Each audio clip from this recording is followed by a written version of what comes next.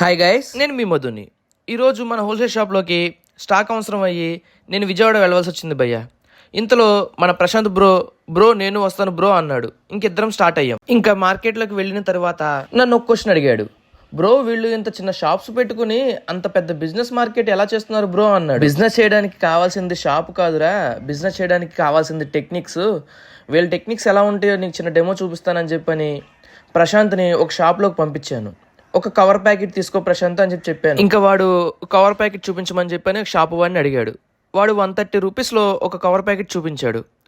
ప్రశాంత్తో నేను ఇంకా తక్కువ రేట్లో లేదా అని చెప్పని అడగమని చెప్పాను. వాడు 120 రూపీస్లో ఇంకో కవర్ ప్యాకెట్ చూపించాడు.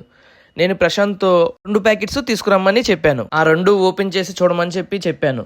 వెంటనే ప్రశాంత్ షాక్ అయిపోయాడు. రెండిటిపైన ఉన్న లేబుల్సే డిఫరెంట్, లోపల ఉన్న స్టాక్ ఒకటే.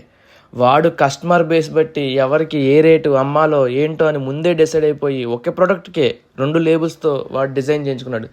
అది వాళ్ళ టెక్నిక్.